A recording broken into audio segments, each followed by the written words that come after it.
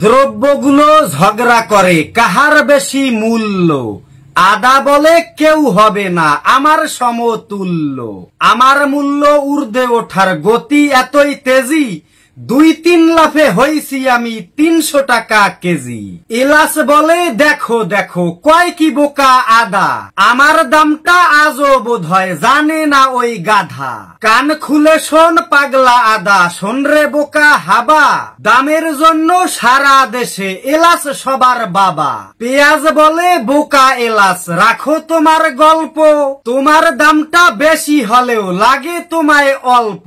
দামটা আমার কম থাকিলেও লাগি বেশি আমি, এই হিসেবে আমি হলাম সবার চেয়ে দামি। সোয়াবিন তেল উঠে বলে হায় রে বোকার দল, আমি থাকতে তোরা কেন ঝগড়া করিস বল। ৮০ থেকে ২০০ হইছি মাত্র যে এক রাতে, কান্নাকাটি করেও তোরা পারবি কি তার সাথে।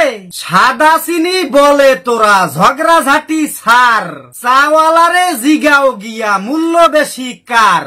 দামের জন্য আমার সাথে কেহ পারবি না, আমার ঠেলায় দেশে এখন ১০ টাকা কাপসা।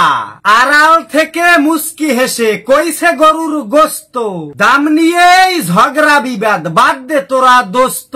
গরিবদেরকে গিয়া আমার দামটা জিজ্ঞাস কর, ওরাই কইব আমার কি দাম আমি যে কি দর। এমনি করে নিত্যদিনের সকল দ্রব্য মিলি, কাহার মূল্য বেশি নিয়া লাগলো কিলাকিলি। হাটে গিয়ে দ্রব্যদের এই মারামারি দেখে দৌড়ে এসে জান বাঁচালাম বাজার করা রেখে। সুপ্রিয় দর্শক মন্ডলী, কবিতাটি প্রিয় কবি ফেরদৌস আহমেদ ভাইয়ের লেখা। সবাই তার জন্য দোয়া করবেন এবং কবিতাটি যদি আপনার একটু ভালো লেগে থাকে তাহলে অবশ্যই আমাদের পেজটিকে ফলো দিয়ে ভিডিওটি শেয়ার করতে ভুলবেন না। ধন্যবাদ সবাইকে।